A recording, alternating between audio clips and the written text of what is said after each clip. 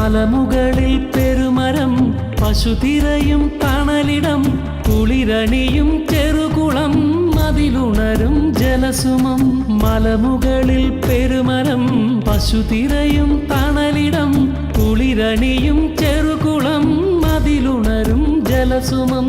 സ്വപ്നമെങ്ങും പടരണം സ്നേഹമെന്നും വിടരണം. സ്വപ്നമെങ്ങും പടരണം സ്നേഹമെന്നും വിടരണം. സ്നേഹമെന്നും വിടരണം. ഈ മണ്ണിന് വേർപൊഴുക്കി ഈ മണ്ണിന് പുണ്ണാക്കുന്നവൻ ഈ മണ്ണിന്റെ തമ്പുരാൻ ഈ മണ്ണിന്റെ ഈശ്വരൻ. ഒളിച്ചിരുന്ന് കിളിച്ചിലയ്ക്കും പച്ചിലക്കാട് പിച്ചകക്കാട്. ഒളിച്ചിരുന്ന് കിളിച്ചിലയ്ക്കും പച്ചിലക്കാട് പിച്ചകക്കാട്. വയലേലയിൽ നെല്ലോലയിൽ അലഞ്ഞൊറിയും കാറ്റ് കുഞ്ഞിളം കാറ്റ് കുഞ്ഞിളം കാറ്റ്. ഇവിടെ എന്ത് രസമാണ് ഇവിടെ എന്ത് സുഖമാണ് ഇവിടെ കോടക്കൊട്ടും ഞാൻ. ഇവിടെ എന്ത് രസമാണ് ഇവിടെ എന്ത് സുഖമാണ് ഇവിടെ കോടക്കൊട്ടും ഞാൻ. ഒളിച്ചിരുന്ന് കിളിച്ചിലയ്ക്കും പച്ചിലക്കാട് പിച്ചകക്കാട്.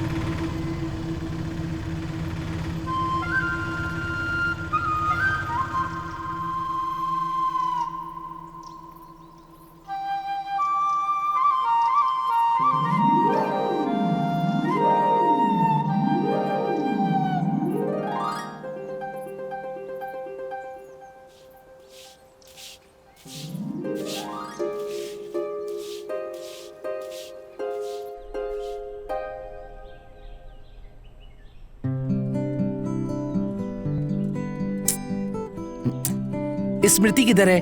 माँ से पूछ लो। अब तक तुम तैयार नहीं हुई? हाँ हाँ हो गई हूँ बस। चलो चलते हैं। तुमने मेरे पैंट को इस्त्री क्यों नहीं किया? मुझे नहीं आता। माँ माँ, अरे क्या हो गया, चिल्ला क्यों रहे हो? मेरे पैंट को इस्त्री क्यों नहीं किया? इसे कल ही पहना था ना। शे, अरे फिर से धुलाई की लड़ाई। मेरे पैंट को इस्त्री नहीं किया। बोल तो ऐसे रहे हो जैसे गवर्नमेंट की नौकरी में जाने वाले हो। तो क्या, पढ़ाई तो इसीलिए कर रहा हूँ ताकि मैं गवर्नमेंट की नौकरी कर सकूँ। तुम्हारे जैसा नहीं हूँ मैं। बेवजह मेरा दिमाग खराब करने आ गई है। अरे यार, मास्टर जी कल बता रहे थे भाई हर सब्जेक्ट में शून्य है। घर वालों को आने के लिए बोला है मास्टर जी ने। ये पहले इंसान थोड़ी है जिसे शून्य मिल रहा है। माँ, पिताजी को बोलने की कोई जरूरत नहीं है, आप आइए काफी है। वो आएंगे तो क्या हो जाएगा? ये पहला इंसान थोड़ी है जिसको शून्य मिल रहा है। कहीं किसी दिन ऐसा ना हो कि शरीर पर शर्ट भी ना आए।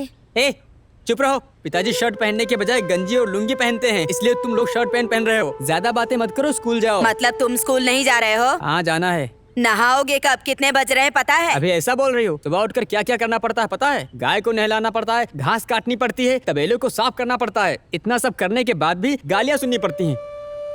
माँ मुझे एक और नोटबुक कुछ नहीं मिलेगा, जो लिखना है इसी में लिखो। हम्म। अब जल्दी निकलो तुम लोग। पता नहीं कुछ समझ ही नहीं आता इन लोगों का। चलो तुम।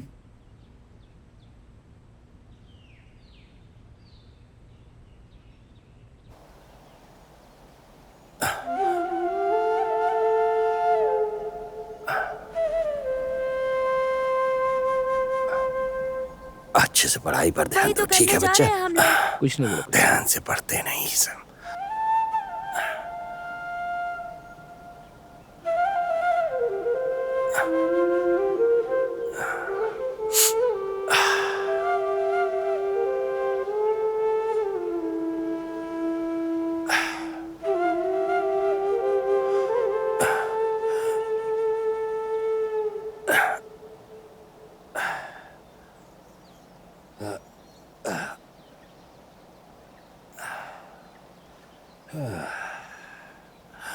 लक्ष्मी, क्या बात है? थोड़ा चावल का पानी पिलाओ।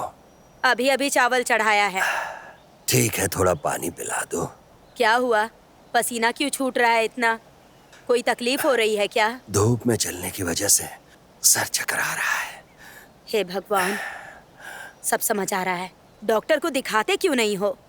अरे बाप रे, अभी दुकान भी जाना है। ये केले का कुलचा लेकर मूसा की दुकान इसीलिए जाना है। इतनी धूप में लेकर आए हो। तुम जाकर जरा पानी तो ले आओ। जो जी में आए करो। हर कोई अपने बच्चों के बारे में सोचता है, लेकिन इनको समझाने का हमेशा क्या फायदा? बड़बड़ाती रहती है।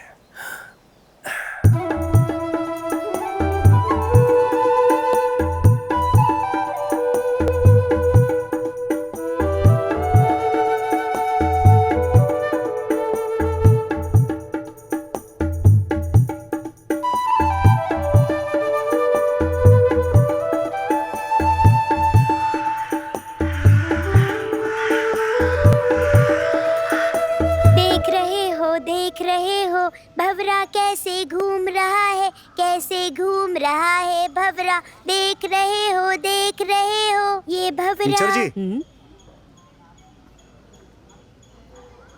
क्या हुआ मूसा भाई? टीचर जी, हमारी अमृता के पिताजी अब इस दुनिया में नहीं रहे। हे भगवान। अमृता, अमृता।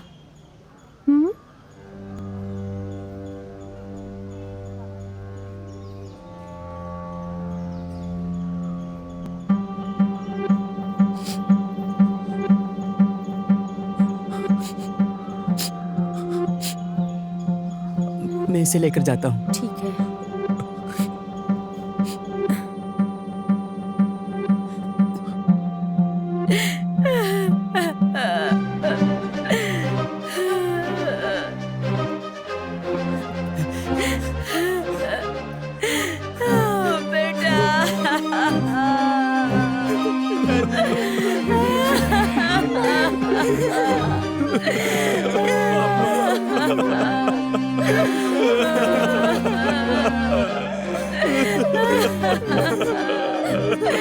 हमें छोड़कर चले गए।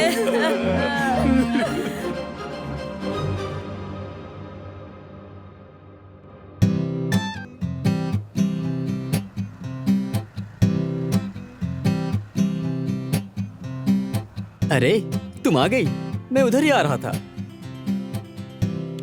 वैसे आज जल्दी आ गई। मेरा काम सेक्रेटरी का नहीं है, पंचायत में हूँ मैं। कुछ पेपर्स निकाल कर रखना था। क्या हुआ?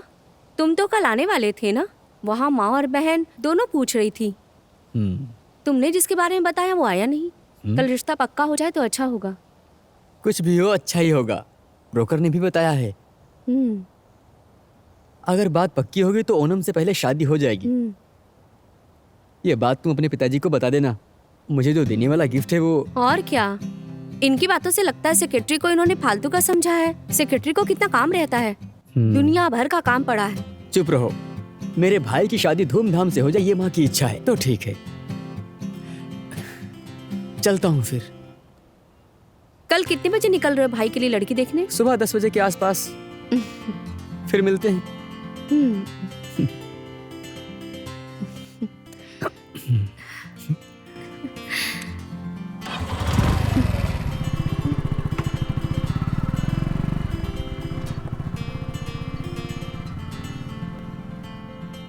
आओ आओ। अरे दिवाकर भाई, बैठो। आपने जैसा बोला था हम सब लोग वैसे पहुंच गए। बैठो। नमस्ते। नमस्ते। नमस्ते। आओ, बैठो बैठो। अरे आप लोग भी बैठो ना।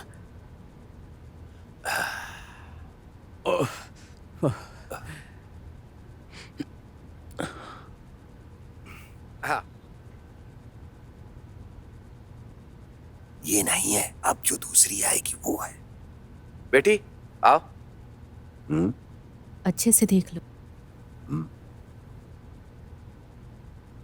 बेटी, लड़का ये है।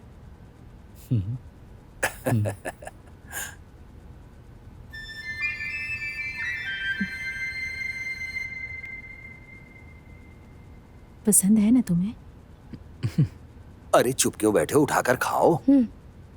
कैसा लगा लड़का तुम्हें? इतने दिन से हम जो मेहनत कर रहे थे ना, वो बेकार नहीं गई। हाँ, मुझे तो अच्छी लगी। लड़की अच्छी है।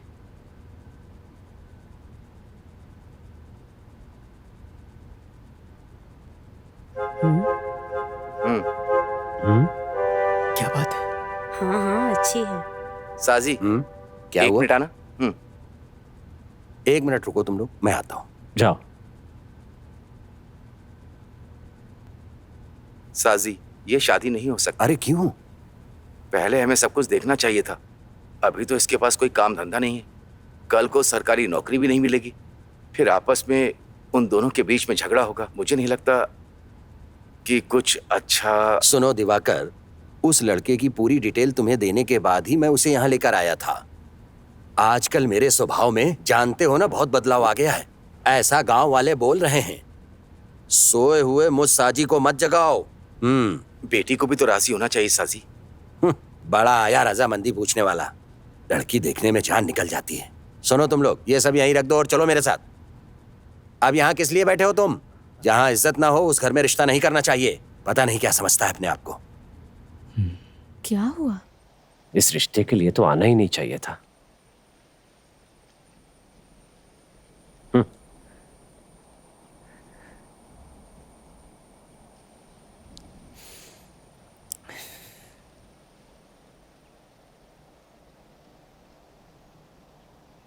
माँ बैठो ना। अरे भूल जाओ इसे, हम कोई और लड़की ढूंढेंगे। दोबारा जब हम लड़की देखें तो कार्तिक को नहीं ले जाएंगी। हैं? हाँ सही कह रही हो। कुछ भी कहो, सब मेरी ही गलती है। ये वेशभूषा ही खराब है। इनके लिए कोई पहली बार नहीं है इस तरह का बहाना करके शादी रोकने के लिए। अरे वो लड़की किस्मत में नहीं है, बस इतना ही। मेरा बेटा तो बिल्कुल अपने बाप पर गया है। शरीर काला है पर दिल एकदम सफेद है। देख लेना बेटा, तुझे अप्सरा जैसी बीवी मिलेगी।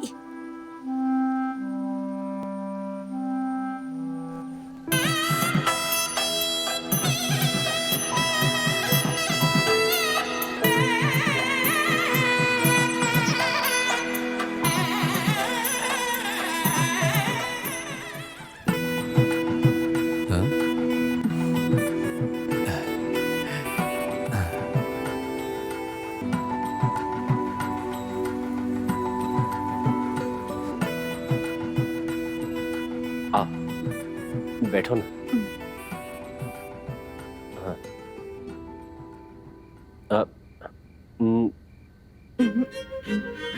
तुम पियो, पी लो।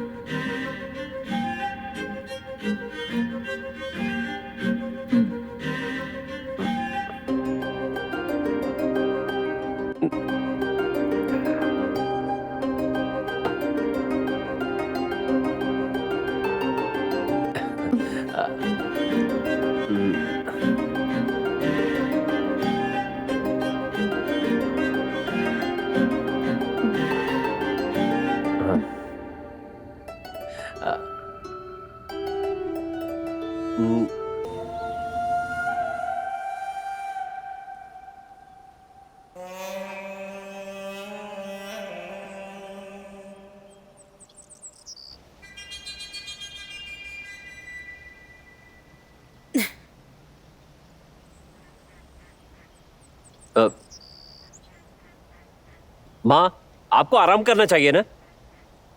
क्यों इतना काम करती रहती हैं? फिर शाम को कहेंगी यहाँ दर्द हो रहा है, वहाँ दर्द हो रहा है। क्यों इतना काम करती रहती हैं? ये हुई ना बात। अरे तुम दोनों की शादी होने से पहले मैं ही तो घर का सारा काम किया करती थी ना, समझे? ये जो भी कर रही हूँ इसकी मदद के लिए है। जब लोग बढ़ते हैं तो काम भी बढ़ जाता है। घर का सारा काम बेचारी इस अकेली को ही करना पड़ता है। क्यों? आपके दूसरे बेटे की भी तो शादी हुई है ना। चलो बाकी दिन पंचायत का काम रहता है, पर बाकी दिन आपकी बहू क्या करती रहती है? तब तो घर का काम कर सकती है। अरे देखो वो वहाँ खड़ी है। सुनिए, हम दोनों पति पत्नी सुबह सुबह उठते ही सारा काम ध्यान से कर लेते हैं, इसलिए उनसे कहकर कुछ फायदा नहीं है। एक दिन छुट्टी मिलती है हमें, अब छुट्टी के दिन भी हमें काम करना पड़ेगा क्या? जब से इस मनहूस घर में घुसी हूँ मेरी जिंदगी ही खराब हो गई है। कितना कष्ट है मुझे यहाँ, कितनी मुश्किल से आपके बेटे से शादी करके इस घर में आई हूँ। मुझे पता है क्या करना है। कहाँ फंस गई मैं।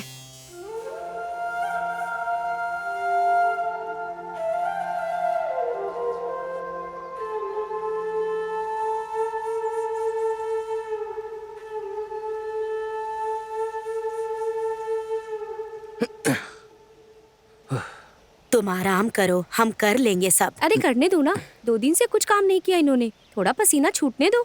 चुप करो। माँ, राधिका दीदी कहाँ है?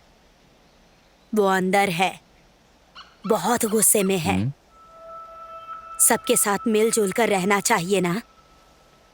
हर वक्त गुस्सा दिखाती रहती है, पता नहीं क्यों। क्या इसीलिए मैंने भगवान से इतने दिनों तक प्रार्थना की?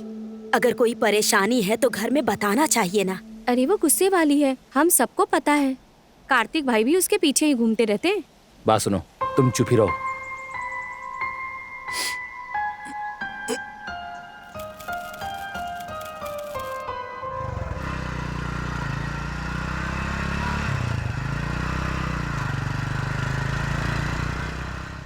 दामाद जी आ गए। बेटी अनुश्री, क्या बात है देखो माँ? कार्तिक आया है। आओ बेटा, अंदर आओ। हाँ आता हूँ।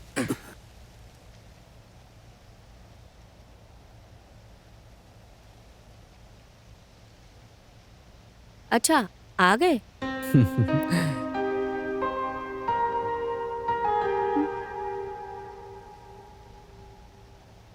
अरे तुम भी ना बिना किसी को बताए ही चली आई। मैं कोई स्कूल की बच्ची थोड़ी ना हूँ जो बता कर आऊंगी। माँ के साथ ऐसा हुआ है, मुझे तो बताना था ना। आखिर हुआ क्या है, अब तो बताओ। वो घर के बड़े बेटे हैं, इसका मतलब ये नहीं कि जिसे जब चाहे कुछ बोल दे। उन्हें उनके हिसाब से बहू मिली है। इतना ही नहीं, उनकी कुंडली में भी दोष है। वैसे कार्तिक, मैं तुम्हारी जानकारी के लिए पूछ रही हूँ।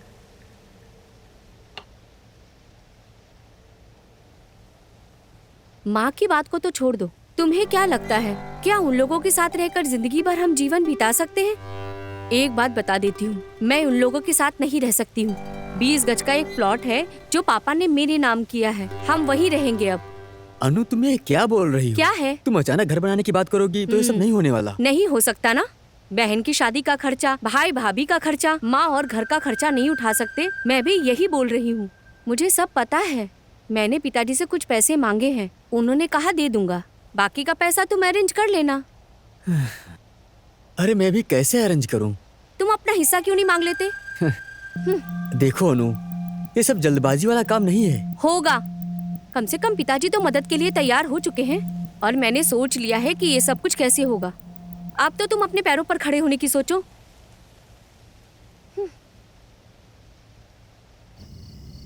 अरे रो क्यों रही हो? अभी आपके रोने से कोई फायदा नहीं होने वाला। आपने ही कहा था मैं कार्तिक से बात करूंगी, पर उससे बात करने से कोई फायदा नहीं होगा।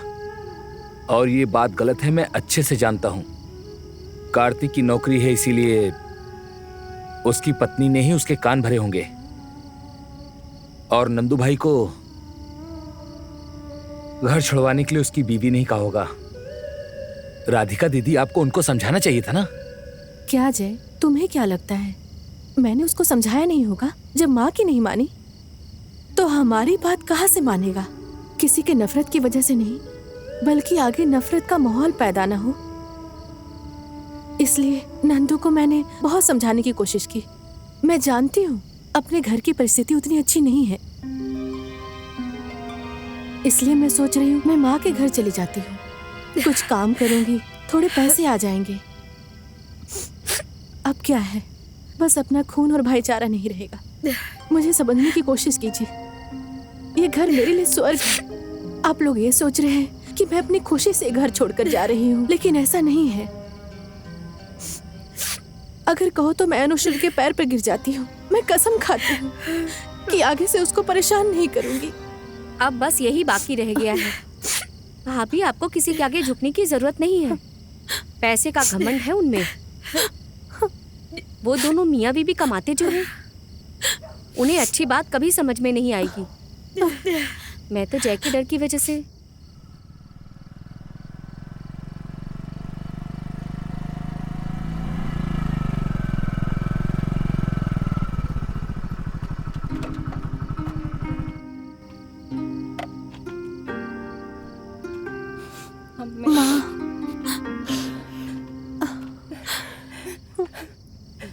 माँ, आपने क्या फैसला किया है? आखिर यहाँ क्या हो रहा है? बेटा, फैसला लेने वाली मैं कौन होती हूँ? वो लोग हैं ना, जब बच्चे हमारे कंधे से ऊपर हो गए हैं तो फैसला उन्हीं को लेना चाहिए ना। मैं तो हमेशा की तरह काम करके अपनी जिंदगी गुजार लूंगी बेटा। इतना कुछ करने के बाद भी अनाथ जैसी हो गई हूँ। क्या हो गया? ऐसे रो क्यों रही हैं आप? यहाँ कोई मर गया है क्या? आप देखो तब रोती रहती हैं। रो रो के तबीयत खराब करेंगी फिर सब परेशान।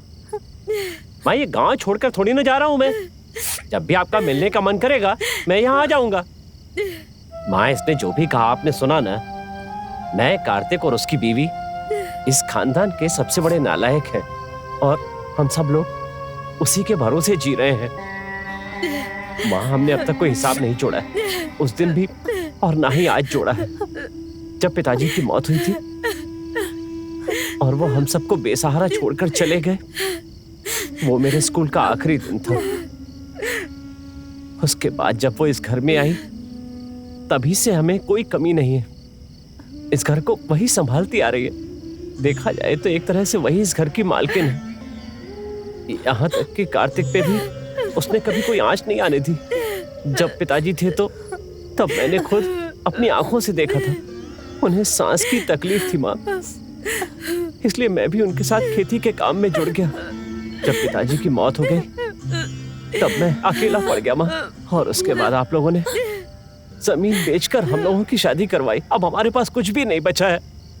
अब मैं कहाँ जाकर क्या काम करूं? मुझे तो कोई काम करना भी नहीं आता है माँ। नंदू भाई, हम अपनी बीवी के भाई को बड़ा भाई कहकर ही बुलाते हैं। जब से स्मृति से शादी हुई है उसी की तरह मैं आपको अपना बड़ा भाई मानता हूँ। हम सब तुम्हारे साथ खड़े हैं, तुम गलत मत समझना। मैं भी एक फैसला लेता हूँ, अगर आप यहाँ से चले गए तो हम भी यहाँ आना बंद कर देंगे। मैं चलता हूँ।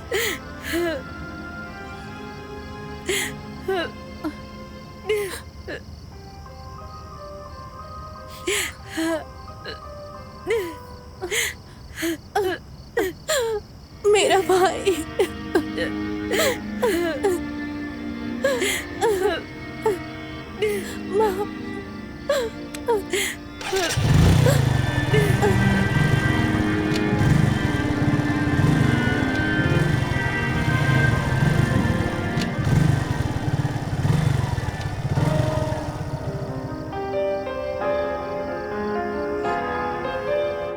तुम्हारा फैसला गलत है ऐसा नहीं बोलूंगी मैं, लेकिन यहाँ सभी तुम्हारे अपने लोग हैं। वो कहावत है ना, कुंडली में दोष। वहां जाकर सबसे पहले सतीश से मिलेंगे हम। मेरी छोटी माँ का बेटा है, मार्केट में ऑटो ड्राइवर है। मेरे घर में कोई ज़रूरत हो तो हम लोगों की वही मदद करता है। मेरी शादी की सारी जिम्मेदारी उसी ने उठाई थी। हमें एक किराए का मकान ढूंढना होगा और तुम्हारे लिए एक नौकरी। अगर ऐसा हो गया तो माँ भी हमारे साथ रह सकती, उसके बाद सब साथ में रहेंगे।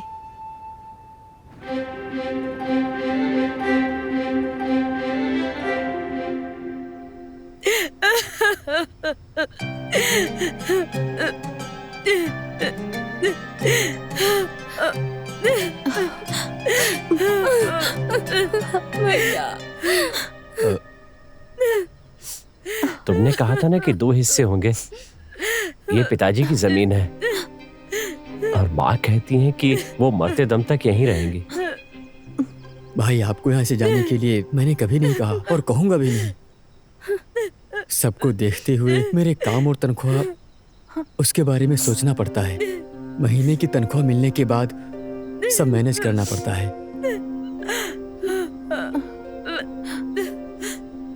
इसमें थोड़े पैसे हैं, आप इसे रख लो।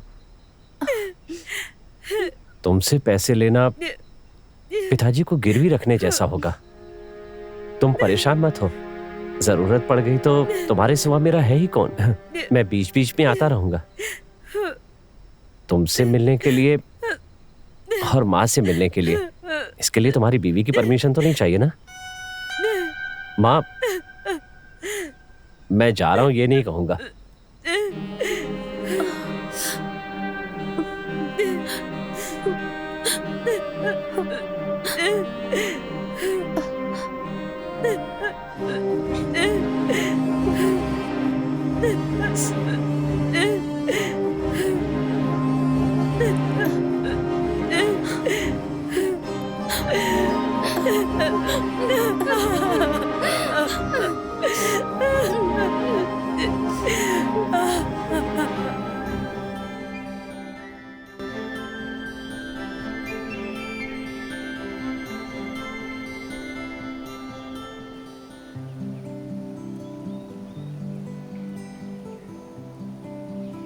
वो वहां मिलेगा क्या? और क्या, इधर ही मिलेगा। इधर ही कहीं होना चाहिए उसका घर। हाँ।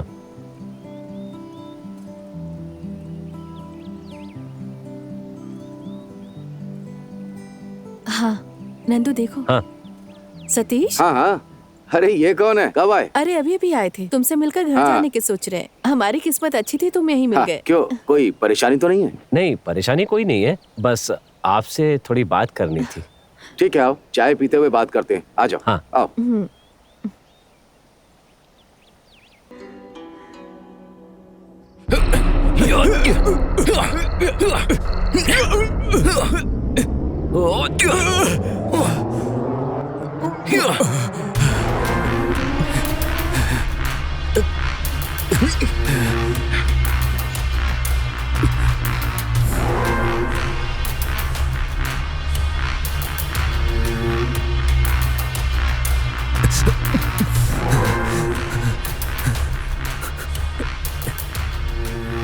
अबे, अर्कल खानदान में बहुत सारा धंधा है, वहाँ काम करने वाले भी हैं। उस भीड़ भाड़ में तुम पर बहुत ज्यादा भरोसा कर लिया। खुशखबरी आने तक तुम सुरक्षित रहे, मैंने सुरक्षा भी दी, लेकिन तुमने जो गद्दारी की है वो नहीं करनी चाहिए थी, गलती कर दी। अबीदा, ये मेरा बुरा समय चल रहा है, देखो मुझे माफ कर दो प्लीज। चल, मेरे दादाजी के परदादा अर्कल परिवार को ब्रिटिश के लोगों ने मारा था, फांसी पर लटकाकर।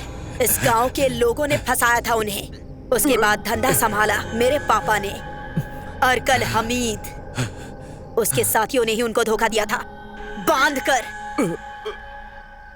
बुरे वक्त की दुहाई देकर वो बच भी गए।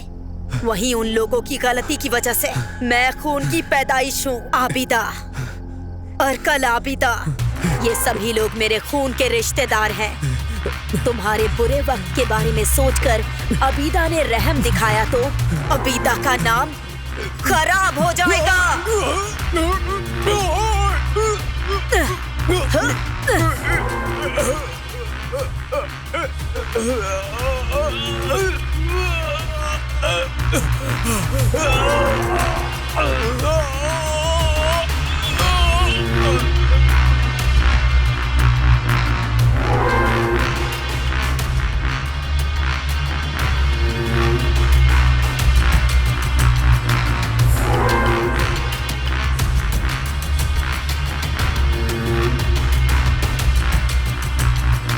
हेलो। हाँ बीदा। वो चला गया और पीछे हटने का अब रास्ता नहीं है। मस्जिद में दफनाने का और जो काम करना है वो कर देने का, समझा ना? तुम्हें बताने की जरूरत नहीं है। अल्लाह तेरी रूह को शांति दे।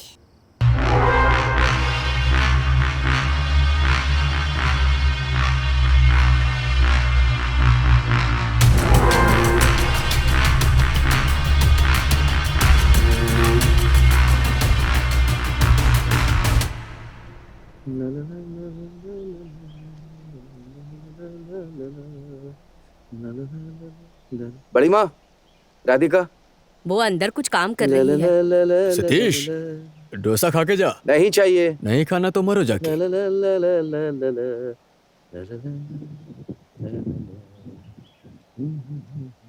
राधिका, नंदू क्या कर रहा है? वो बाथरूम में नहा रहा है। नहाने दो उसे।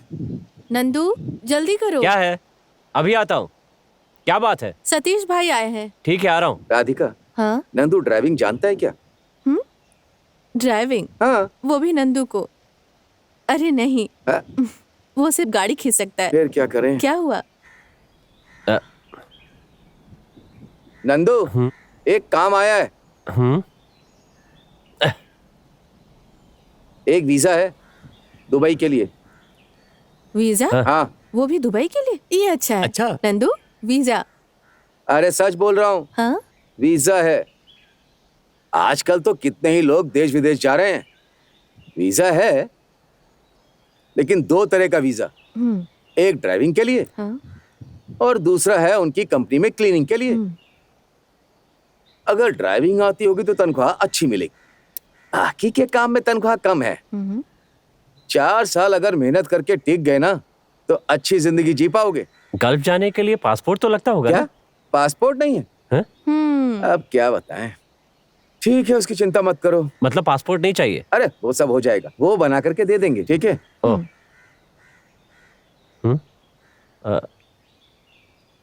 हाँ, ये उन लोगों का एड्रेस है। स्टैंड के बगल में उनका ऑफिस है। इसे ले जाकर के उन लोगों से बात कर लेना, वो लोग देख लेंगे। हाँ, सब कुछ ठीक हो जाएगा। समझ रहे हो ना तुम? आओ।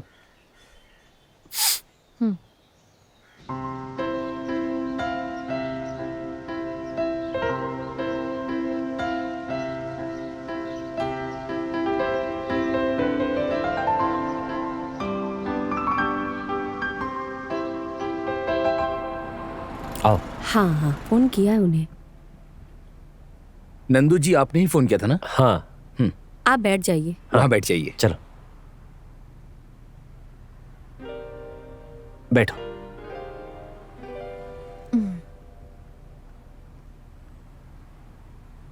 आओ। आओ। नंदन, नमस्ते जी। ये कंपनी का वीजा है काम करने के लिए। हाँ। इस बैच में 20 लोग जा रहे हैं, जिसमें 12 लोग ड्राइवर हैं, बाकी लोग क्लीनर्स हैं। और आप इस क्लीनर सेक्शन में जाने वाले हो। वीजा कंपनी की तरफ से फ्री है, लेकिन टिकट हमें खरीदना होगा। अगर आप जाने के लिए तैयार हैं तो इसके लिए क्या डॉक्यूमेंट चाहिए वो मैं आपको बताता हूँ। पेपर्स देने के बाद आप लोगों को पासपोर्ट के लिए यहाँ आना है। इसमें कुछ मिलाकर आप लोगों को टिकट चार्ज के साथ वही खर्च कम से कम 50,000 तक आएगा। काम में ज्वाइन होने के बाद चौथे महीने में टिकट चार्ज काटकर बाकी का पैसा आपके अकाउंट में आ जाएगा। एक और बात बता देता हूँ, 3 साल पूरा होने से पहले कंपनी छुट्टी नहीं देगी। समझ में आया? जो मैंने कहा अगर समझ में आ गया हो तो जल्दी से डॉक्यूमेंट्स ऑफिस में पहुंचा देना। ठीक है सर। आपका नाम क्या है? शरीन। ओह अच्छा, शरीन पावा। ओह ठीक है सर। चलते हैं। ठीक है।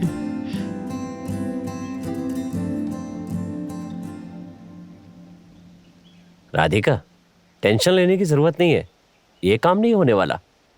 50,000 रुपए, इतना पैसा कहाँ से लाएंगे हम? अरेंज करना होगा। नंदू, तुम भी चाहते थे ना? और सिर्फ इतना ही नहीं, और हमें जो मिटाने की राह देख रहे हैं, हम उन्हें बता सकते हैं कि हम क्या चीज हैं। अगर नंदू ने ठान लिया तो आपको इस धरती पर पैर रखना ही होगा। मेरे पास जो भी जेवर है, माँ की अंगूठी और थोड़ा बहुत सतीश से कुछ पैसे उधार मांगेंगे। अच्छी जिंदगी जीने के लिए हमें कुछ करना ही होगा नंदू।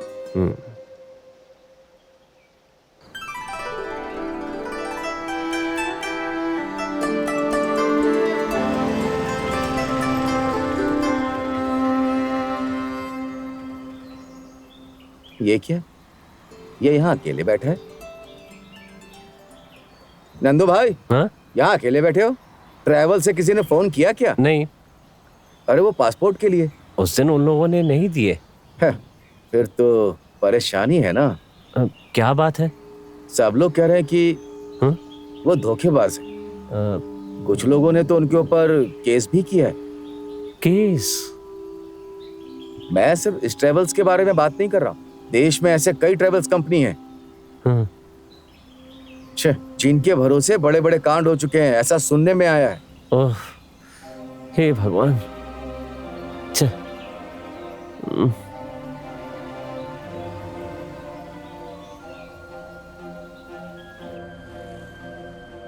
अरे ऐसे कैसे घुसे चले आ रहे हो? बाहर लोग खड़े दिखाई नहीं देता? बाहर जाके खड़े हो, बुलाता हूँ।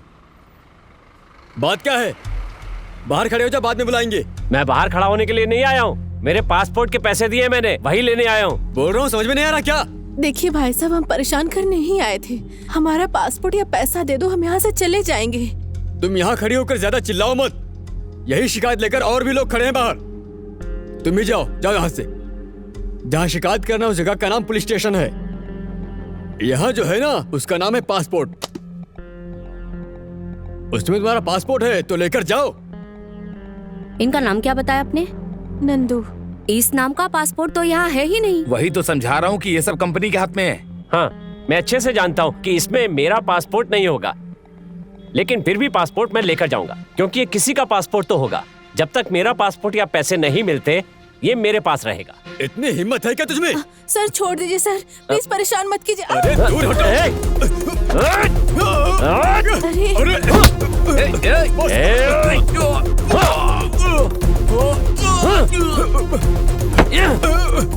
नंदू छोड़ दो, मत करो। सुन, 3 दिन ये मेरे पास रहेगा। उसके पहले मेरे पैसे वापस नहीं मिले ना, तो ये किसी का भी हो, मैं इसे जला दूंगा। चलो। हाँ। अरे नंदू, ये सब क्या हो गया?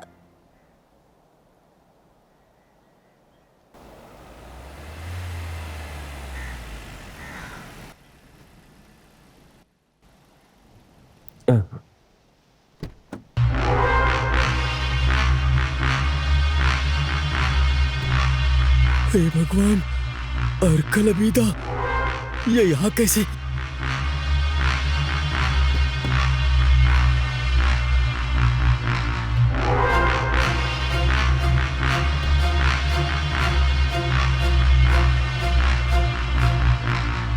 सुनो, वहाँ जो बैठा है वही तुम्हारा दामाद है क्या?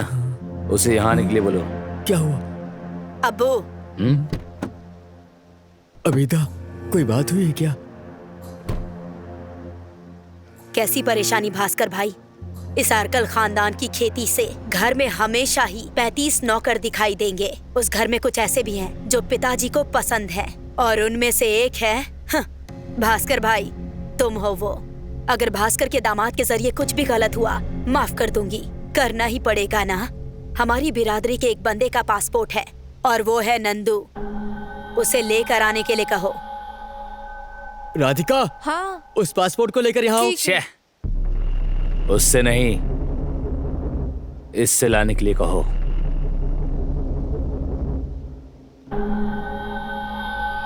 लगता है जरूर कोई बात हुई होगी।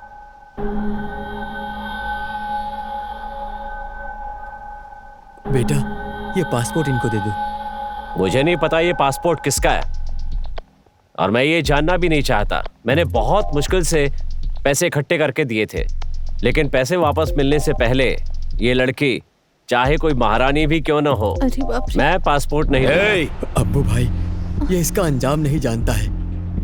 नंदा, हमारा जो पैसा गया है उसे जाने दो, और वो पासपोर्ट, उससे किसी को फायदा भी तो नहीं है ना। नंदा, हर चीज के लिए एक ही रास्ता होता है, वो मिलेगा। इसे दे दो नंदू, इसको रखकर हमें क्या फायदा होगा? हाँ। और बड़ी मुसीबत में फंस जाएंगे। जो करना है करो। ये ले बेटी। सुनो, तुम्हें गल्फ में जाना है क्या? बढ़िया ही पूछने वाले। चुपचाप चलो। बहुत चर्बी है तुम्हारे दामाद को। उससे भूल हो गई। ऐसा है क्या?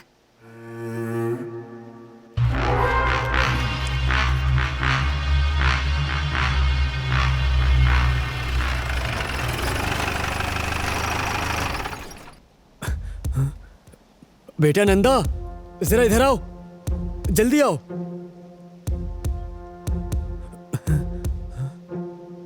तुम ही नंदन हो? हाँ। क्या हुआ सर? क्या हुआ है? पकड़ो इसे। इधर आ।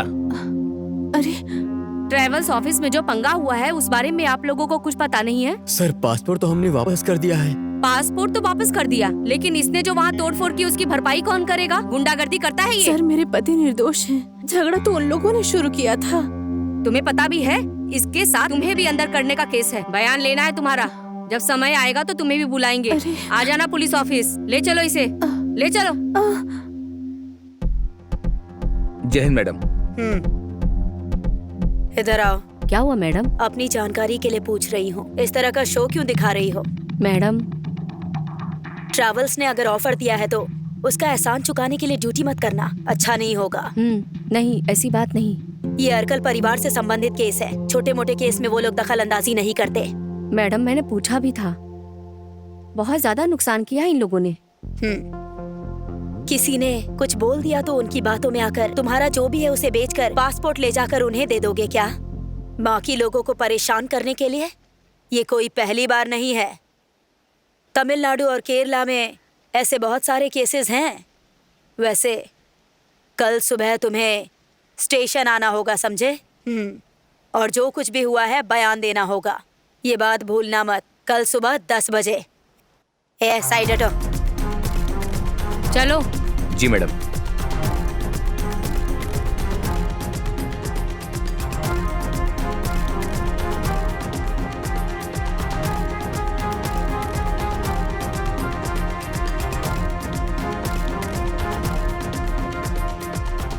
Alcoholic consumption and smoking is injurious to health. മദ്യപാനവും പുകവലിയും ആരോഗ്യത്തിന് ഹാനികരം. എന്റെ ജീവിതം ഇങ്ങനെ മാറുമെന്ന് ഞാൻ ഒരിക്കലും ഓർത്തില്ല. എല്ലാം എന്ത് നല്ലതായിരുന്നു. ഒരു നല്ല ഭർത്താവ്, 2 ഓമന മക്കൾ. പക്ഷെ പുകയില എല്ലാം മാറ്റിമറിച്ചു. ഇനി ഈ പടരുന്ന ക്യാൻസർ എന്റെ മുഖത്ത് നിന്ന് മുറിച്ചു മാറ്റേണ്ടി വരും. ഒന്നും ഒരിക്കലും പഴയതുപോലെ ആകില്ല. പുകയില എന്റെ ജീവിതം നശിപ്പിച്ചു. ഖെയ്നി, ഗുഡ്ക, പുകയില, ജർദ, പാൻ മസാല അവ ഞങ്ങളുടെ ജീവിതം താറുമാറാക്കും.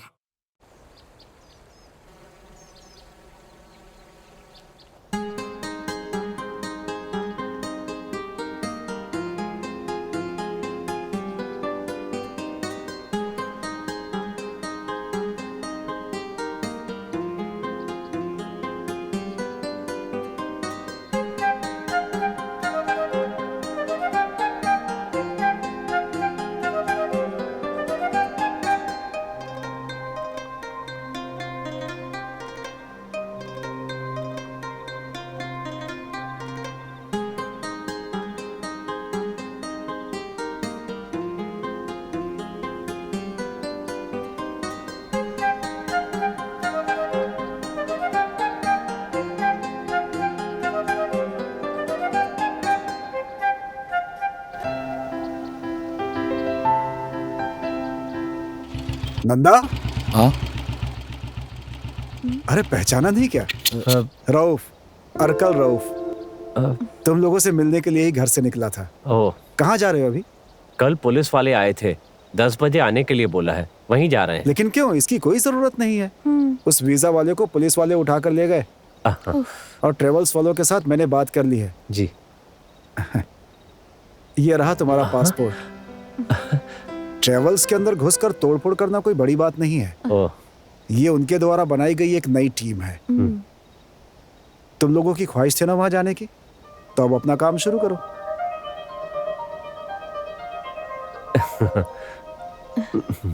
दुबई में हमारे पहचान के लोगों के पास बहुत काम है, तो फिर जाने के लिए तैयार हो जाओ। बहुत कम दिन बचे हैं और वो आबिदा भी जाएगी। बाकी बातें बाद में समझाता हूँ। अच्छा ठीक है, चलता हूँ। तो हम लोग जाएं? बिल्कुल।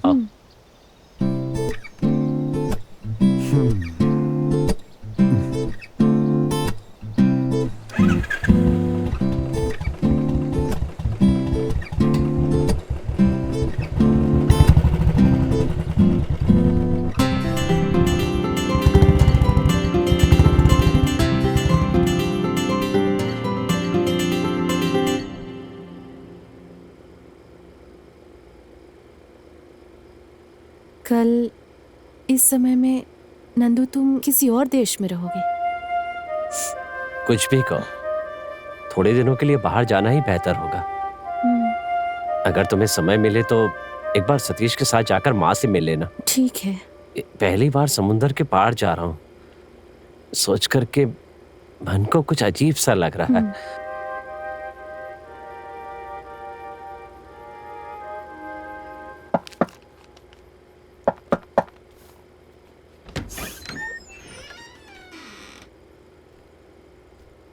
अरे सतीश,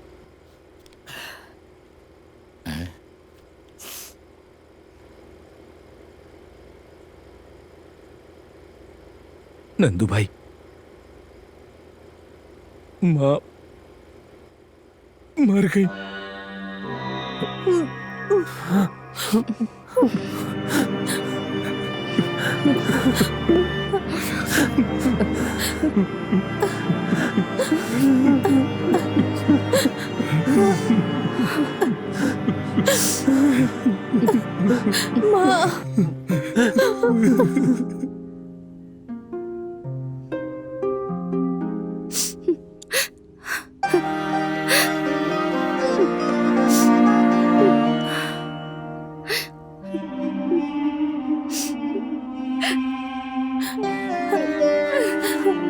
भाई, भाई, माँ, माँ चुप रह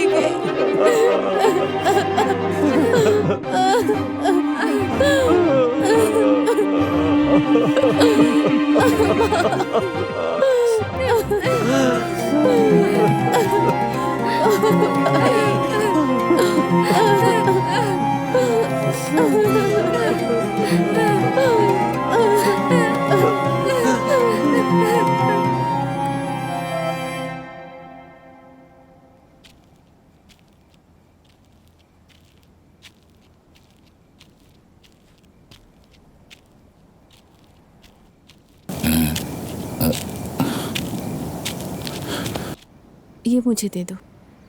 नंदू, हाँ। मुझे बहुत देर हो गई है। मैंने इन लोगों को सब समझा दिया है। 15 तारीख तक हमारे पास वक्त है, मतलब अभी भी 17 दिन और बचे हैं। टिकट निकालने का काम शुरू हो गया है। तुम यहाँ आकर बैठो। रहने दीजिए, मैं यहीं ठीक हूँ। आबिदा जी, कहीं आप पुरानी बातों के लिए नाराज तो नहीं है ना?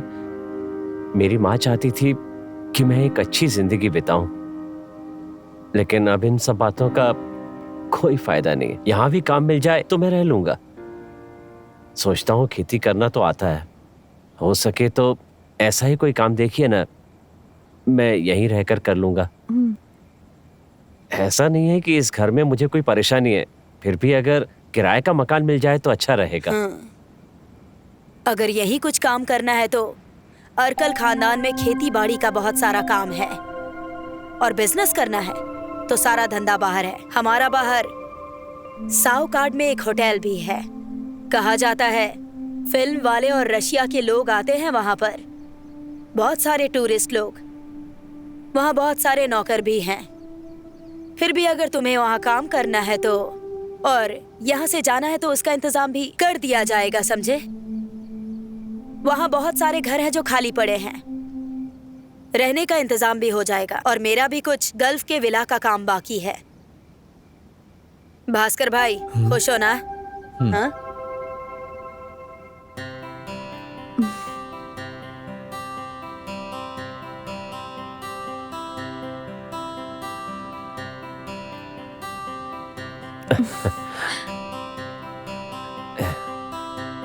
पता तो यही है। आप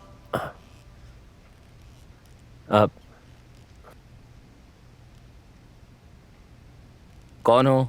क्या चाहिए?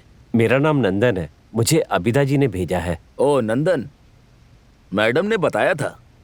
मुझे उनका फोन आया था कि तुम पहुंचे कि नहीं पहुंचे। फिलहाल अपने साथ कुछ कपड़े वगैरह लेकर आए हो कि नहीं? हाँ। इस प्लेस पर रेंडेड टूरिस्ट वगैरह आते रहते हैं। हमारे पास 5 से 6 रेस्टोरेंट भी है। बोटिंग और जरूरत के हिसाब से कुछ ऐसी जगहें भी है यहाँ पर। टूरिस्टों के लिए जो जरूरी है यहाँ पर सब कुछ है। समझ गए? यहाँ पर काम को लेकर आनाकानी करने की कोई जरूरत नहीं है। जो काम मिले वही करना है। ऐसा मैडम ने फोन पर कहा था। तुम्हें सब कुछ ओके है ना? ड्रेसिंग रूम उधर है। जी। सुनो रफीक। जी सर। नंदन को रूम पर छोड़ कर आओ। आइए। धन्यवाद।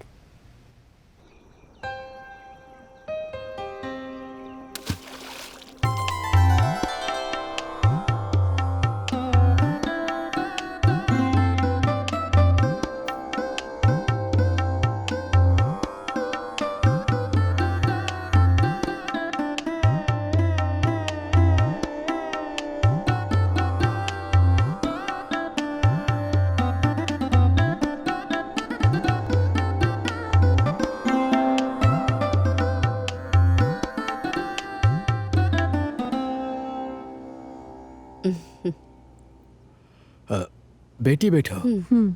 तुझे भी बोलने की जरूरत है क्या? अरे बैठना। अब ये राधिका का घर है। देखने में तो घर महल की तरह है, लेकिन अकेली रहोगी ये सोचकर परेशान हो जाती हूँ। अरे इसमें क्या परेशानी है?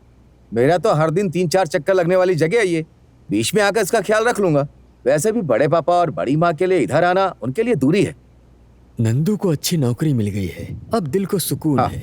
चलो अपना ना सही, लेकिन रहने के लिए घर तो मिल गया। सबके लिए भगवान का सिर्फ आशीर्वाद। भगवान का आशीर्वाद नहीं है, अर्कल परिवार का भी है। पता नहीं उनके साथ हमारा ऐसा क्या रिश्ता है जो उन्होंने हमारी इतनी मदद की। सिर्फ इतना ही नहीं, अर्कल अबीदा का जो नेक दिल है उसके पीछे भी एक वजह है। उनके खानदान का एक रुतबा है। वो मुन्ना अर्कल, हमीद का बाप, जिसने जो भी मांगा वो सब देता है, कोई हिसाब किताब नहीं रखता। लेकिन अगर किसी ने दुश्मनी मोल ली तो उसको छोड़ता भी नहीं है। अभी भी अर्कल हमीद का नाम सुनकर गांव के लोग कांप उठते थे। सही बोल रहे हो। लेकिन किसी ने उनको धोखे से मार दिया। उस बाप का ही रूप है अर्कल अबीदा। अरे ऐसा कुछ नहीं होने वाला। अरे भाई नसीर, उसको सारा काम समझा के रखा है, हो जाएगा। कल की वेडिंग के लिए सारी तैयारी कर ली है। हाँ, वो कैसे ठीक रहेगा? अरे सारा सामान सेठ की दुकान पर पड़ा है। निसार भाई, ये सामान ऐसा तो नहीं है कि दुनिया में कहीं ना मिले। यहाँ जो भी आता है अर्कल खानदान के भरोसे पर आता है, ये बात भूलना मत। नंदू भाई। हाँ, काम है।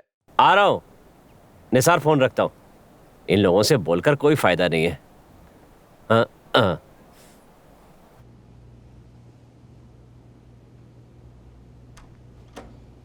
आहा, अरे तुम अंदर आओ, बैठो यहाँ। कहाँ से आ रहे हो? अरे कहीं और से नहीं राधिका, बस मिलने आया हूँ तुमसे। आहा, नंदू के बारे में बताना था। वो वहाँ पे बहुत ही खुश है, कह रहा था कि कुछ खास हो तो बताना। इस समय बहुत ही बढ़िया काम कर रहा है वो, कमाई भी खूब कर रहा है। सूट बूट पहनता है आजकल। और सुनो, मोबाइल भी खरीद लिया उसने। अच्छा हाँ, नंबर देने के लिए भी कहा था। लेकिन नंबर लेने से क्या, मेरे पास तो फोन ही नहीं है। अरे तो क्या हुआ, वही तो मैं देने के लिए आया हूँ यहाँ पे।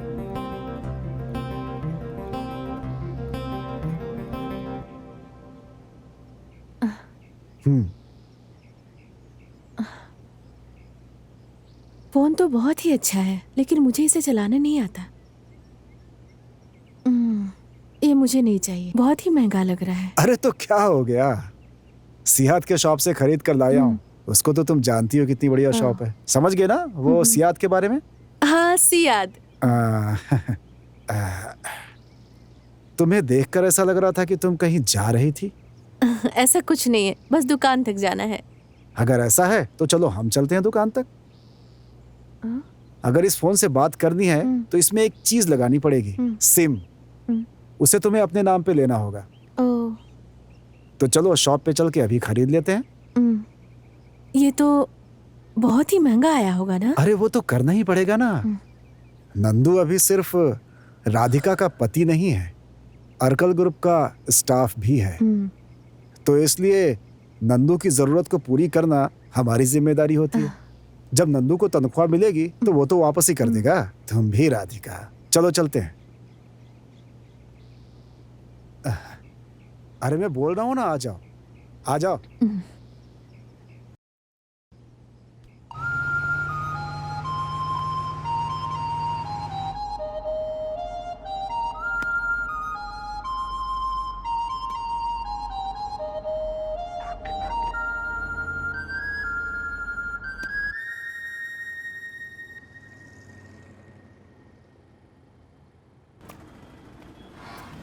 आ जाओ अंदर, आओ।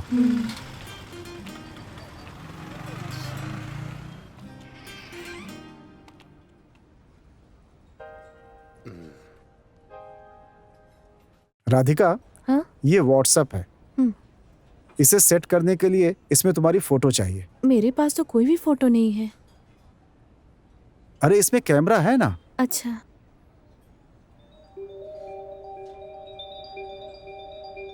जरा इधर देखो, थोड़ा सामने देखो। हाँ, ऐसे थोड़ा। हाँ, बहुत अच्छी लग रही है, बहुत बढ़िया, सुंदर। हाँ।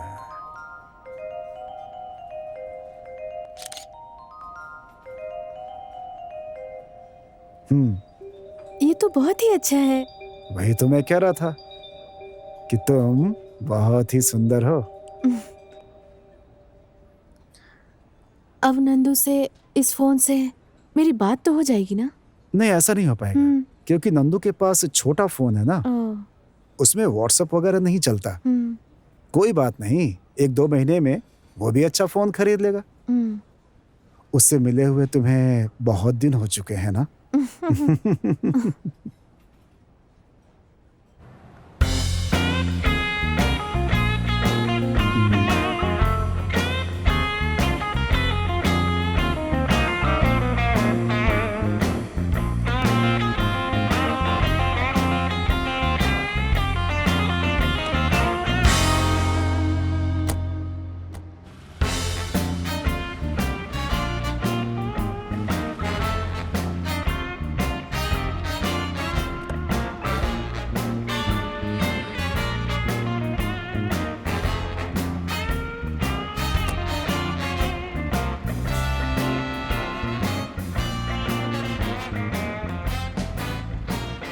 बाय। ओके।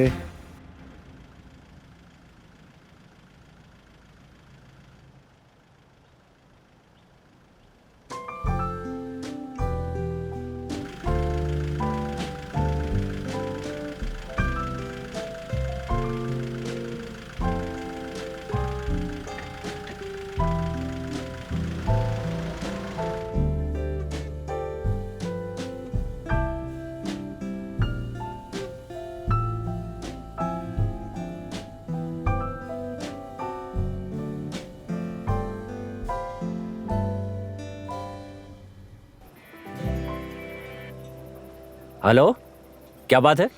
क्या हुआ राधिका? कुछ नहीं नंदू। नंदू, तुमने कुछ खाया? हाँ, सुनो, यहाँ थोड़ी देर हो जाएगी, तुम कुछ खाकर सो जाओ, मैं सुबह फोन करता हूँ। हाँ, ओके। नंदू, हेलो। उफ। हम्म।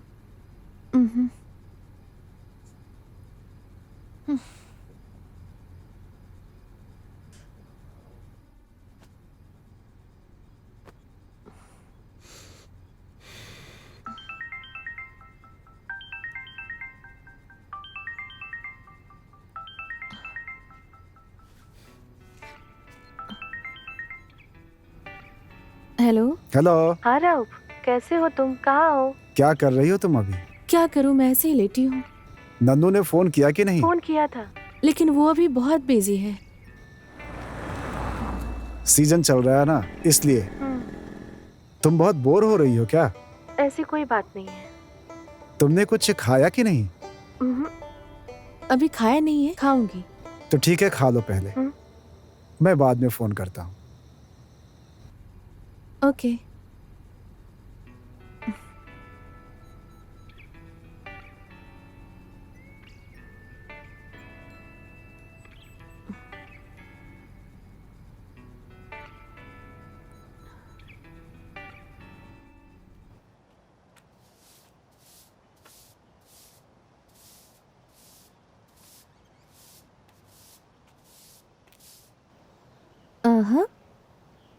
सरसू मैडम के चेहरे पे रौनक नहीं है।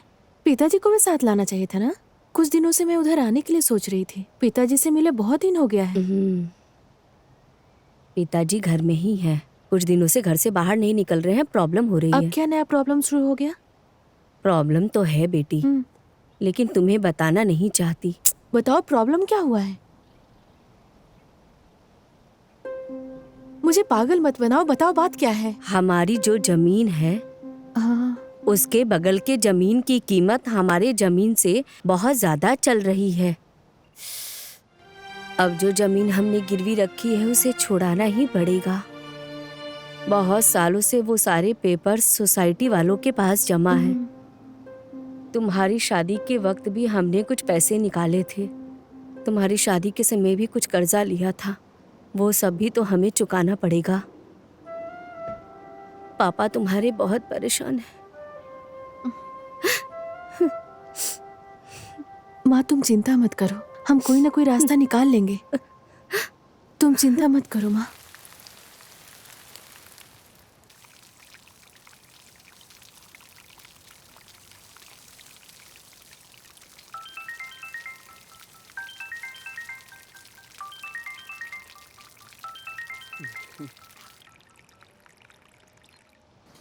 हेलो। हेलो, बोलो राधिका, क्या कर रही हो? मैं तो पौधे में पानी डाल रही हूँ। तुम क्या कर रहे हो? 2 दिनों से मैं थोड़ा परेशान सा हूँ। तुमसे मिलने का मन कर रहा था और तुम भी यहाँ पर मुझसे मिलने के लिए नहीं आई। फिर तो तुम्हें मुझे लेकर जाना चाहिए था ना। ये हुई ना बात। फिर यहाँ के कामकाज पे कौन ध्यान देगा?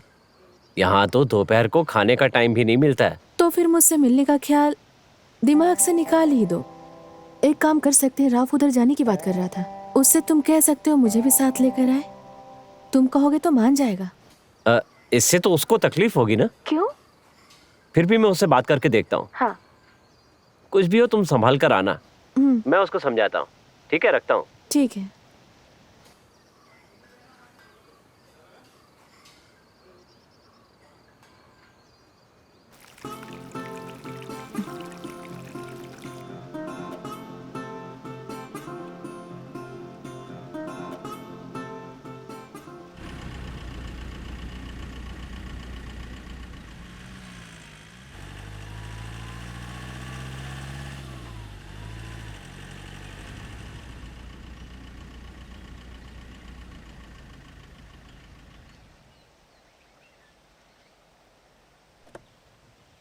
आ गई नंदू।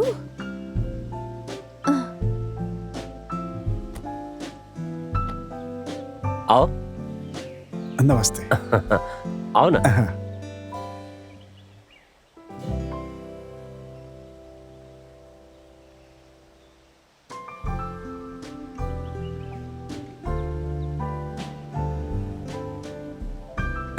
अच्छा, मिलता हाँ। हूँ फिर।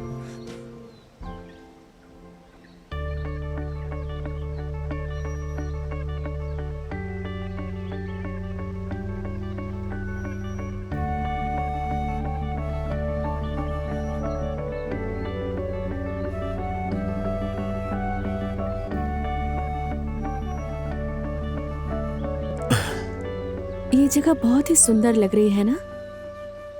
अगर मुझे भी इधर कोई नौकरी मिल जाती तो हम साथ में रह सकते थे। उस घर में अकेले रहते बोर हो गई हूँ मैं। वैसे नंदू, राउफ आज ही वापस लौटने की बात कर रहा था। अभी वो दिन में अपना सारा काम निपटाकर रात को ही गाड़ी से निकल जाएगा। बहुत देर हो जाएगी ना।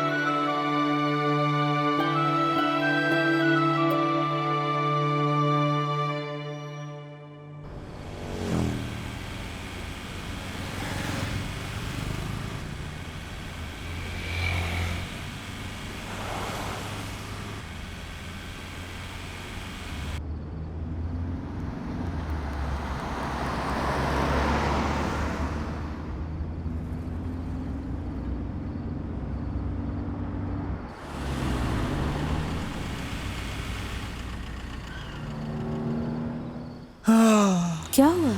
नींद आ रही है, मैं गाड़ी साइड में लगाता हूँ।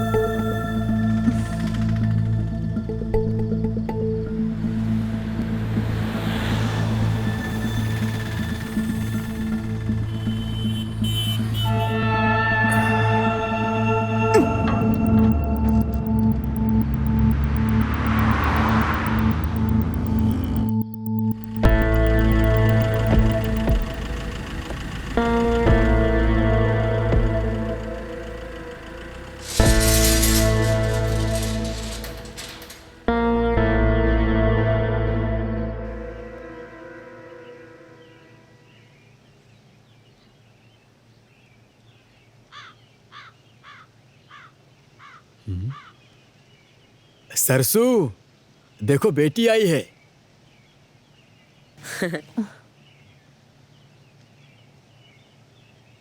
राधिका बेटी आ गई। आ जाओ बेटी, आओ बैठो यहाँ। अरे राधिका बेटी, तुम्हें अगर कहीं जाना हो तो हमें बताकर जाना चाहिए ना। कल तुम्हारे पिताजी के साथ हम तुम्हारे घर आए थे तो पता चला कि तुम रौफ के साथ नंदू से मिलने के लिए गई हो। अरे कम से कम रौफ को तो हमें बताना चाहिए था इस बारे में। जबकि दोपहर को खाना खाने भी यहाँ आया था। कौन? राउफ? राउफ इधर आया था क्या? आया था वो। तुम्हें कुछ बताया नहीं क्या? नहीं। वो क्या है ना कि पिछले 2-3 दिन से वो किसी काम के पीछे भाग रहा है। किस काम के लिए? हमारे डॉक्यूमेंट्स को छुड़ाने के चक्कर में 1-2 रुपए की बात नहीं है राधिका, 11 लाख रुपए अर्कल परिवार के लोगों ने हम पर खर्च किए हैं। उस परिवार का हम पर जो कर्ज है वो जन्मों जन्मों तक हम नहीं उतार सकते। अबीता का भी और उस रौफ का भी। उसके बदले में आखिर हम कर ही क्या सकते हैं? कुछ भी समझ में नहीं आ रहा। मुसीबत में वो लड़का भगवान की तरह आया था, सब कुछ किया वरना हाथ से निकल जाता। बहुत एहसान किया है। इस जमीन को हमने तुम्हारे और नंदू के नाम करवाने का फैसला किया है। तुम और नंदू जब से हमारे घर में रहने लगे हो तब से हम लोग सुख शांति से रहने लगे हैं।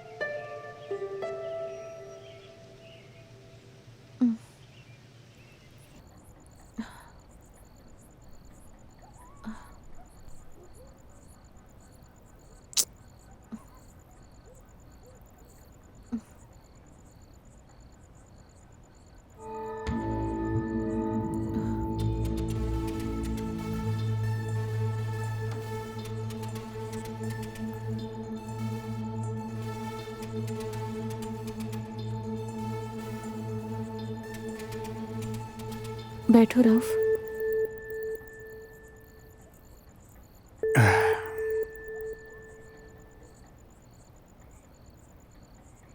बहुत एहसान है तुम्हारा हम पर राउफ, तुम्हारा और तुम्हारे परिवार का। हम लोग गरीब हैं। मैं अपने माँ बाप की इकलौती बेटी हूँ। हो सकता है बहुत सारे सपने देखकर बड़ी हुई थी और ऐसा ही मेरी परवरिश भी हुई थी। नंदू ने कभी किसी से हार नहीं मानी। वो बहुत सीधा इंसान है। वो बिल्कुल ही अलग है। उस गरीब इंसान को मैं धोखा नहीं दे सकती। अगर नंदू जी रहा है तो वो बस मेरे लिए जी रहा है। मेरे प्यार और मेरे भरोसे के लिए मैं उसे धोखा नहीं दे सकती हूँ। हम दोनों का रिश्ता विश्वास पे ही टिका है। राउफ, मैं तुम्हें एक अच्छा दोस्त की नजर से देखती हूँ और वही हम दोनों के लिए सही है। अरकल खानदान के लोग जब किसी की मदद करते हैं तो बदले में उम्मीद नहीं करते हैं वो, और ना ही मौके का इंतजार। मैंने जो किया वो गलत है, मैं जानता हूँ। आज के पहले मेरे साथ ऐसा कभी नहीं हुआ। मैं खुद शर्मिंदा हूँ। राधिका, मैं तुम्हें बहुत पसंद करता हूँ। कुछ मुलाकातों में मैं तुम्हें बहुत पसंद करने लगा। तुम मुझे अच्छी लगती हो। तुम्हारी बातचीत, तुम्हारा रहन सहन,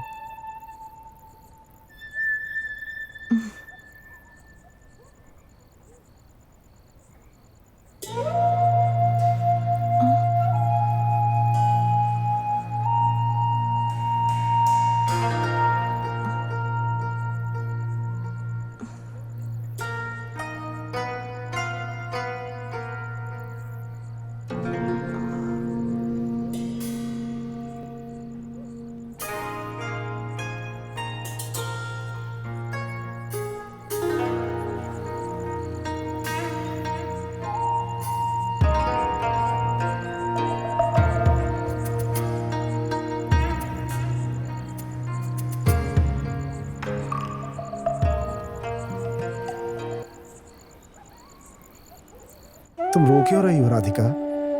जो होना था हो गया।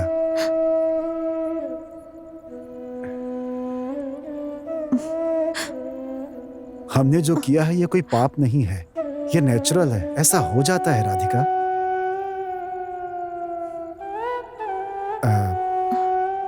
मेरी वजह से ऐसा हुआ, मुझे इस बात की गिल्टी है। भूल जाओ, अब दोबारा ऐसा नहीं होगा।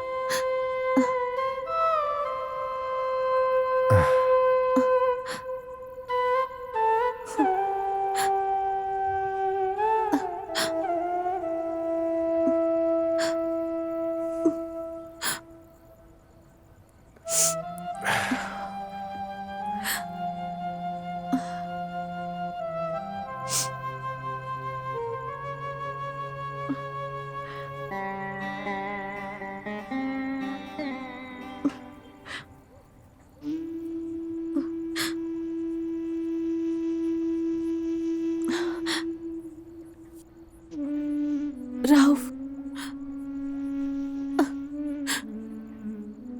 मैं जिंदगी भर इस बात को नहीं भूल पाऊंगी।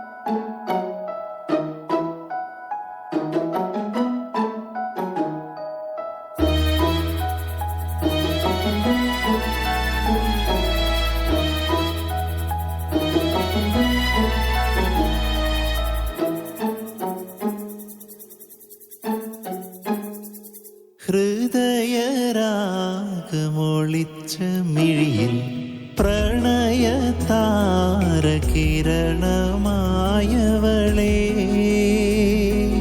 തഴുകുമിരാക്കുളിരലയിൽ ഉരുകുന്നു നിന്നെ ഓർത്തു ഞാൻ. ഹൃദയരാഗമൊളിച്ച മിഴിയിൽ പ്രണയതാരകിരണമായവളേ.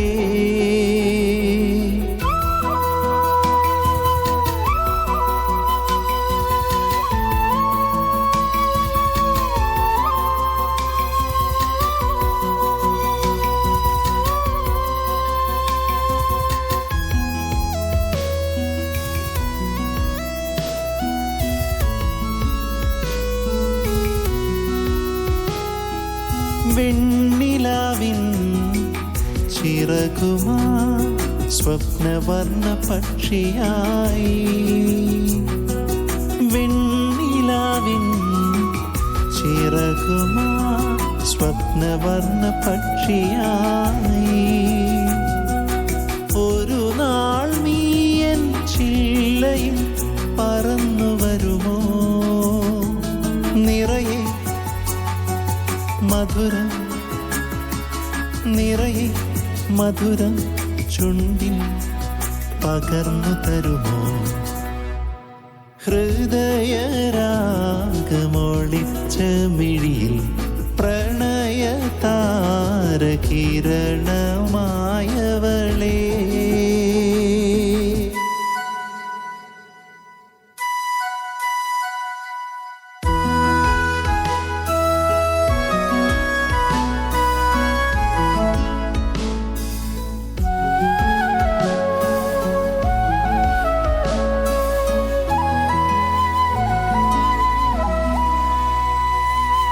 രാമഴയിൽ തോണിയിൽ സ്വർഗതീരം തേടിയിടാം രാമഴയിൽ തോണിയിൽ സ്വർഗതീരം തേടിയിടാം വിരിയൂ വിരിയൂ തേനിതൾ പൊതിഞ്ഞു പുണരൂ ഞാനോ ശലഭം ഞാനോ ശലഭം നിന്നിൽ നിറഞ്ഞു നുകരാം ഹൃദയരാഗമൊളിച്ച മിഴിയിൽ പ്രണയ താരകിരണമായവളേ തഴുകുമിരാ കുളിരലയിൽ ഉരുകുന്നു നിന്നെ ഓർത്തു ഞാൻ ഹൃദയരാഗമൊളിച്ച മിഴിയിൽ പ്രണയ താരകിരണമായവളേ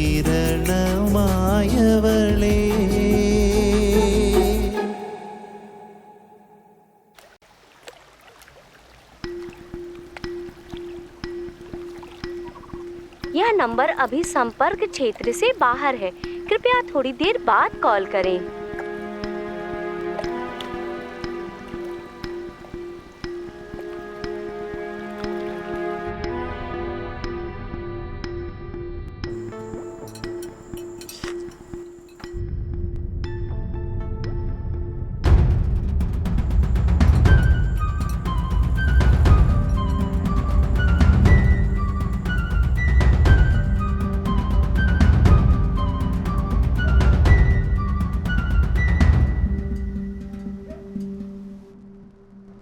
इसके लिए तुम इतना गुस्सा क्यों कर रही हो? बस कई बार देखा इसीलिए मैंने पूछा था। तुमने किसी जासूस को रखा है क्या? राउफ अगर इधर आता है तो बस नंदू के बारे में बताने के लिए आता है। और रही बात हम गाड़ी में जो एक साथ घूमते हैं, उसमें ऐसा क्या गुनाह है? मुझे तो ये बात समझ में नहीं आ रही है। हमारे मामले में तुम दखल मत दो। मैं कोई छोटी बच्ची नहीं हूँ, मैं अपना ख्याल रख सकती हूँ। कुछ भी करो, भाड़ में जाओ। हाँ, बड़े लेवल पर पहुंच गई हो ना। गांव वालों के सामने मेरी इज्जत की धज्जियां मत उड़ाओ। सुनो, बाकी के लोग हिजड़े समझने की भूल मत करना। हाँ। ने आपको पता नहीं क्या समझती है।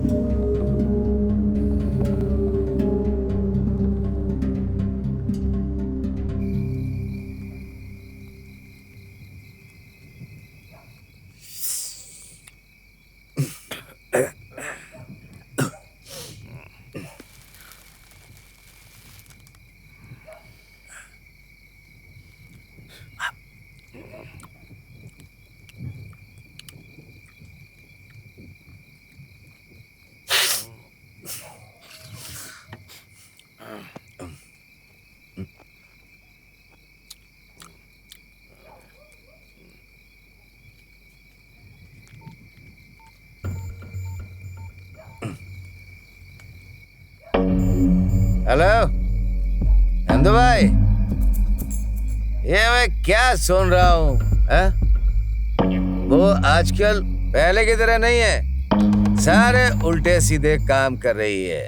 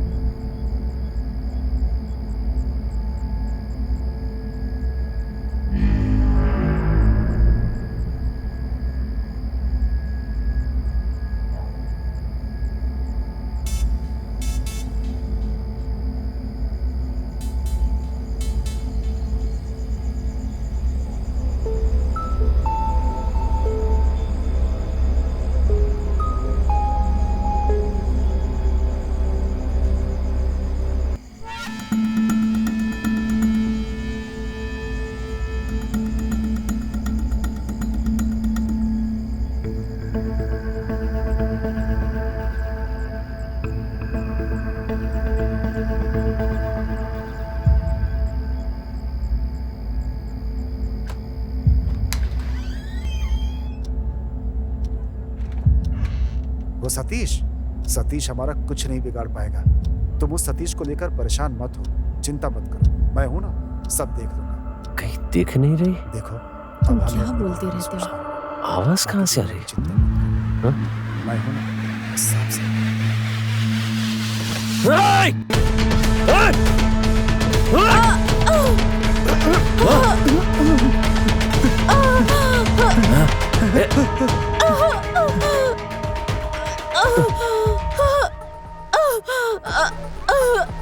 नंदू,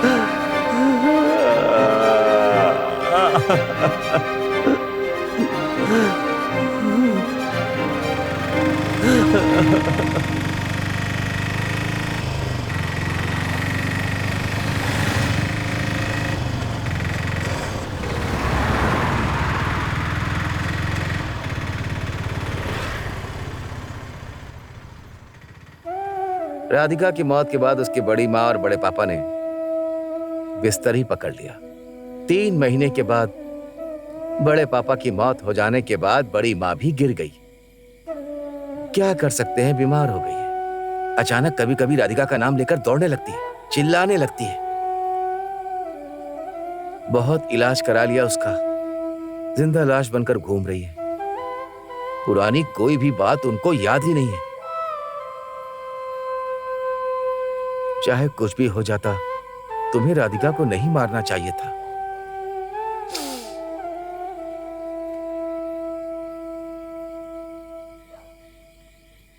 सब लोग जानते हैं कि तुमने ये सब जानबूझकर नहीं किया। बड़े पापा की मौत के समय वो लोग भी आए थे। अर्कल अबीदा फिर से वापस आएगी। नंदू, तुम थोड़ा होशियार रहना। इस कत्ल के पीछे तुम हो ये जानने के बाद भी 6 साल के बाद तुम्हें बाहर निकाला, इसकी कोई वजह होगी। इसमें मुझे तुम्हारी भलाई नहीं दिख रही है। अर्कल अब्बू, वो रऊफ से भी ज्यादा खतरनाक है। तुम क्या बोलते रहते हो? अरे तुम चिंता क्यों करती हो? जब तक मैं हूं तुम्हें चिंता करने की कोई जरूरत नहीं है। कौन कितना आगे तक जा सकता है मैं सबको जानता हूं, और मेरी भी पावर कम नहीं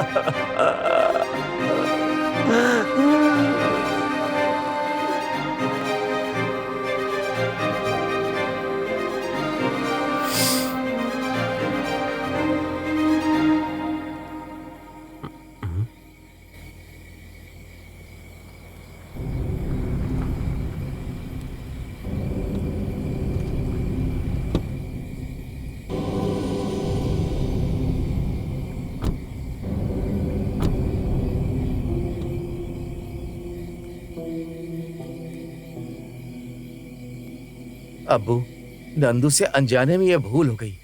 जानते हो ना, वो बेचारा बहुत कुछ झेल चुका है।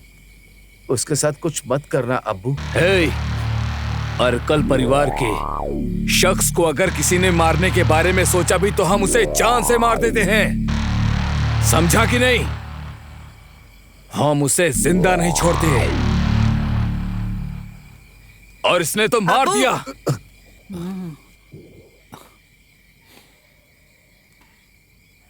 अब्बू, अगर जीने की चाहत होती ना तो मैं यहां कभी नहीं आता। तुम्हारे सामने जो खड़ा है वह एक जिंदा लाश है। कब्रिस्तान लेकर जाते समय मैंने उसका चेहरा देखा था, जो कि मेरे जहन से निकल ही नहीं रहा है। मैं अच्छे से जानता हूं, जो इंसान किसी के परिवार के एहसानों तले दबा हो, उसके साथ जो काम नहीं करना चाहिए, वो काम तुमने मेरे भाई के साथ किया है। उसकी सजा भगवान ने उसको दी है, ये सोचकर मैं खुद को समझा लूंगा। परलोक में उसके कर्मों का हिसाब होने दो। दान देना तो अरकल परिवार की हमेशा से परंपरा में है। यह भी एक तरह का दान है जो अरकल परिवार ने प्यार से दे दिया है। औरत और मर्द अगर ऐसा करते हैं तो ऐसे लोगों को इस दुनिया में जीने का कोई अधिकार ही नहीं होना चाहिए। लेकिन ये कलयुग है नंदू भाई, कितना कुछ देखते और सुनते हैं, लेकिन कोई भी सीखने की कभी कोशिश नहीं करता।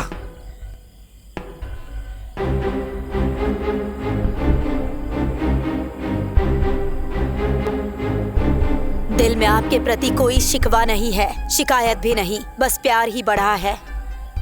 इस अरकल परिवार का दरवाजा हमेशा आपके लिए खुला रहेगा, जब चाहे आ सकते हैं। सतीश, ये है औरत अरकल अबीदा। इसने काला लिबास जरूर पहन रखा है, लेकिन अंदर से ऐसी नहीं है। अंदर से सफेद मोती। लेकिन हाँ, उनका जो मजहब है ना, वो सबको इज्जत देता है।